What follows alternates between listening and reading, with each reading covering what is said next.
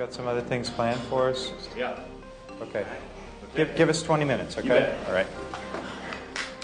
With their dive window exhausted for the day, they turn inland and revisit the scene of an atrocity inflicted on prisoners of war, an event that led to one of the first World War II crime convictions in Europe.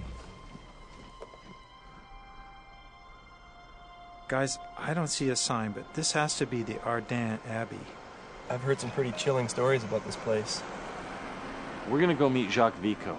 He was a French resistance fighter during the war. He's familiar with the dark history surrounding this place. Jim, this was an abbey before the war? It's a very old abbey, and with the French Revolution, it was closed, became a farm. Well, why would the SS have taken it over? Why did they make this their headquarters? Well, it's close to Cannes. Also, it's an elevated piece of ground, so from that church tower, the SS could see for miles. They could see down to Juno Beach, and they certainly saw the Canadians coming.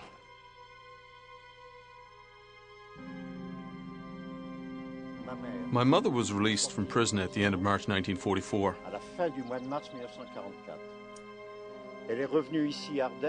2 months after the liberation of Ardennes. This was the site of a battle. There was no roof left, no frame. The house had collapsed. All that was left were ruins.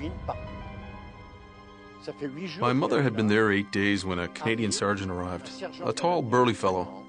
He told my mother he came back to Ardennes because some of his comrades had been killed at the Arden Abbey. Before the war, little white flowers would grow around the edges of the lawn.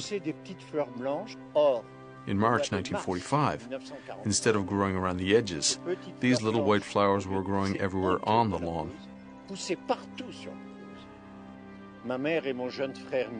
My mother and my younger brother Michel said they, the Germans, disturbed the lawn and in the process separated the flower bulbs.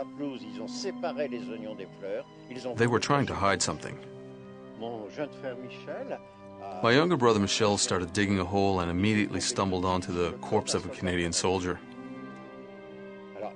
So now we know for certain that 20 Canadian soldiers were assassinated and buried in these grounds. The corpses were buried beneath the lawn on either side of the flower bed you see there. There was no flower bed at the time.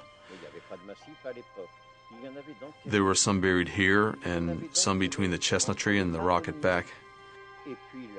There were some on the other side of the chestnut tree, including one I found myself. The discovery of this killing field prompted one of the first war crimes convictions in Europe. Why, in your estimation, why would these Canadians volunteer to fight a war that's not in their country? When you talk to them, when you talk to the veterans, I remember a conversation with one of them whose comrades belonged to the Queen's Own Rifles of Canada in Toronto. He found the bodies of his comrades. He had come back for the 40th anniversary, and I asked him, "So, how do you feel 40 years later?" He answered, "You know, we volunteered. We were only 20. We had fire in our hearts and we were fighting for freedom.